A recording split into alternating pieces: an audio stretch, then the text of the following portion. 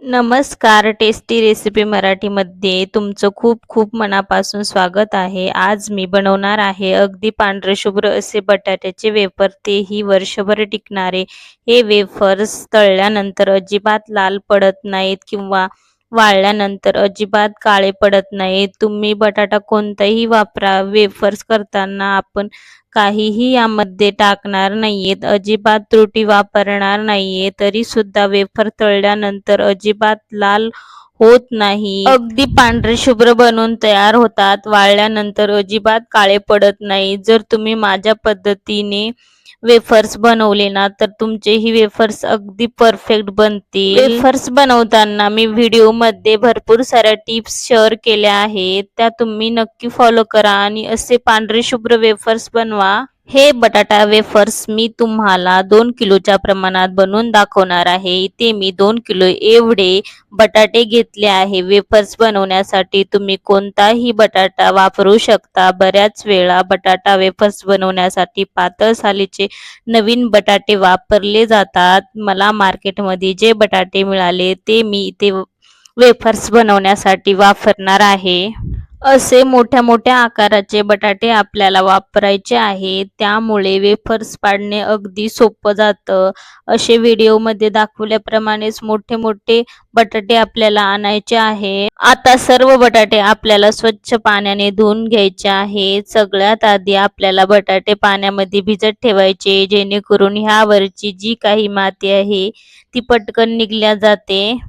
बटाट्याला चांगलं पाण्यामध्ये धुवून घ्यायचं, माती धूळ बटाट्याची काढून घ्यायची. स्वच्छ पाण्याने बटाटे धुतल्यानंतर ह्यावरची साल आपल्याला काढून घ्यायची आहे. अशा प्रकारे साल काढून घ्यायची आहे. मी इथे काढून घेत आहे साल. बटाट्याचा भाग काळा असेल किंवा खराब झालेला असेल तो आपल्याला काढून टाकायचा आहे.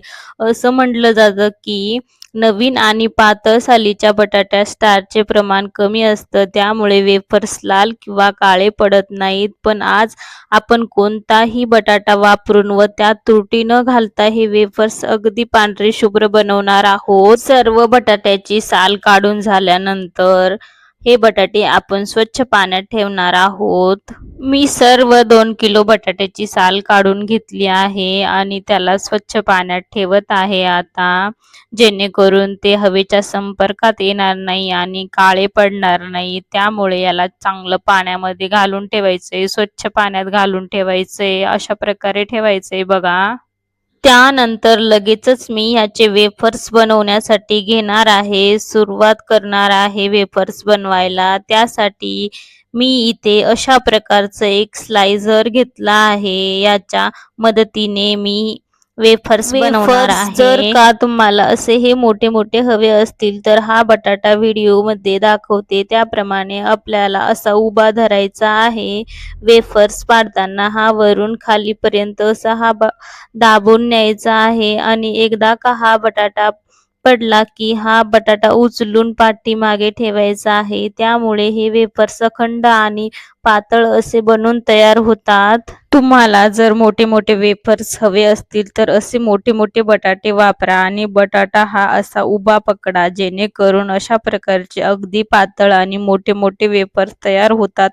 वेफर्स बनवताना हे वेफर्स आपल्याला पाण्यामध्येच बनवायचे आहेत, म्हणजेच याचे जे चिप्स आहेत ते आपल्याला पाण्यामध्येच पाडून घ्यायचे आहेत. त्यामुळे ह्या काळ्या पडणार नाही. साल काढल्यानंतर कच्चा बटाटा हवेच्या संपर्कात आला तर तो पटकन लाल होतो आणि लवकरच काळा पडतो. त्यामुळे वेफर्स बनवताना ते पाण्यामध्ये बनवायचे आहे. त्या ठिकाणी सर्व बटाट्याचे चिप्स मी इथे बनवून घेतले आहेत. आता ह्या मधील आपल्याला भरपूर पाणी घालायचं आहे आणि व्हिडिओमध्ये दाखवल्याप्रमाणे हलक्या हाताने चोळून घ्यायचे आहे. चिप्सला हलक्या हाताने चोळून घेतल्यानंतर हे चिप्स मी एका भांड्यामध्ये काढून घेतले आहे, जेणेकरून ते व्यवस्थित धुतल्या जातात. बाजूला काढलेल्या चिप्स मध्ये लगेच पटकन पाणी घालायचं आहे, नाहीतर ते काळे पडतील. व्यवस्थित चिप्सला धुवून घ्यायचं आणि धुवून घेतल्यानंतर दुसऱ्या भांड्यामध्ये काढून घ्यायचं आणि पुन्हा एकदा ह्याला चांगलं धुवून घ्यायचं. असंच मी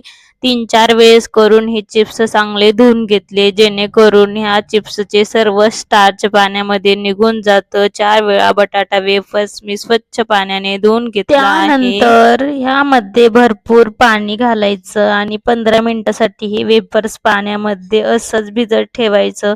बऱ्याच वेळेस हे वेफर्स बनवताना हे चिप्स रात्रभरसाठीही ठेवल्या जातात पाण्यामध्ये, पण आपल्याला हे चिप्स रात्रभर पाण्यामध्ये ठेवायची अजिबात गरज नाही.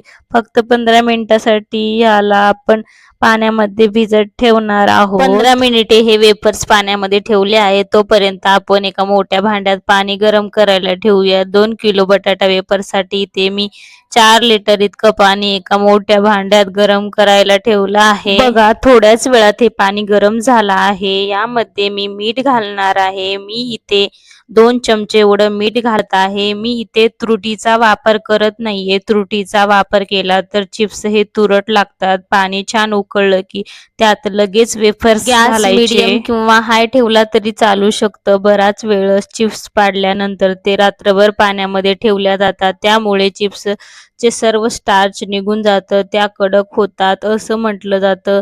पण बघा अगदी 15 मिनिटामध्ये आपण ह्या चिप्स शिजवण्यासाठी घातलेल्या आहेत. सर्व चिप्स पाण्यामध्ये घातल्यानंतर त्या हलवून शिजून घ्यायच्या आहेत. त्यामुळे ते चांगले शिजले जातात. चिप्स शिजवण्यासाठी अजिबात जास्त वेळ लागत नाही. 10 ते 15 मिनिटातच ते चांगले शिजले जातात. वेफर्स शिजले हे कसं ओळखायचं? आपल्या बोटाचं नख असतं ना, ते बुडून बघायचं. अशा प्रकारे जर ते बुडलं तर व्यवस्थित शिजले. चिप्स हे 90% शिजून घ्यायचे, जास्त नाही शिजवायचे. जास्त शिजले तर तुकडे पडतात आणि शिजले नाही तर काळे पडतात. बटाटा चिप्स चांगले शिजून घ्यायचे, ही खूप महत्त्वाची टिप्स आहे. आपण म्हणतो ना आपले बटाटा चिप्स काळे पडतात, ते याचमुळे चांगले न शिजल्यामुळे ते काळे पडतात. आता सर्व बटाटा चिप्स एका चाळणीमध्ये काढून घ्यायचे. कपडा अंतरायचा, रंगीत कपडा घ्यायचा नाहीये, असा रुमाल घ्यायचा, कारण गरम असल्यामुळे त्याला कलर लागू शकतं. सर्व बटाटा चिप्स आपण काढून घेतल्यानंतर ना आपल्याला त्याला उन्हामध्ये वाळवायला टाकायचे आहे. बटाटा वेफर्स जर तुम्ही पाण्यामधून काढल्यानंतर ते जास्त वेळ जर वाळत नाही घातले ना तर ते काळे पडू शकतात. त्यामुळे ते थोडं थंड झालं की लगेच वाळत घालायचे. हे वेफर्स उन्हात वाळू घालायचे नाही तर ते काळे पडू शकतात. हे वेफर्स वाळत घालताना थोड्या थोड्या अंतरावर वाळत घालायचे, त्यामुळे वाळल्यानंतर ते एकमेकांना चिटकत नाहीत. इथे बघा मी हे संपूर्ण वेफर्स उन्हामध्ये वाळून घेतले आहेत. एका दिवसात हे मस्त वाळून जातात, कारण सध्या ऊन पडत आहे. वाळल्यानंतर हे बघा किती पांढरे शुभ्र झाले आहेत, अजिबात काळे झाले नाहीत. ह्या वेफर्सला आपण अजिबात रात्रभर पाण्यामध्ये न ठेवता फक्त 15 मिनिटच पाण्यामध्ये ठेवले होते आणि तुरटीचा थोडाही वापर न करता अगदी पांढरे शुभ्र असे तयार झालेत. खूप मस्त झालेत ते चिप्स. बघा तयार, तुम्ही बघू शकता किती सुंदर झालेत ना हे. ह्यामधले काही वेफर्स मी तुम्हाला तळून दाखवते. त्यासाठी मी आधीच कढईमध्ये तेल गरम करायला ठेवलं होतं. तेल मस्त गरम करून घेतलं आहे आणि गॅस कमी करून हे वेफर्स तळून घेणार आहे.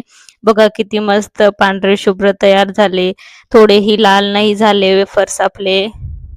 हे वेफर्स खूप कमी वेळेमध्ये तयार होतात, त्यामुळे बाहेरून कधीच वेफर्स आणून खायचे नाही. अशा प्रकारे घरीच पांढरे शुभ्र वेफर्स बनवायचे आणि खायचे. अशा प्रकारे तुम्ही देखील हे वेफर्स एकदा ट्राय करा. तुम्ही सुद्धा एकदा बनवून बघा बटाटा वेफर्स. हे माझी पद्धत नक्की वापरून बघा.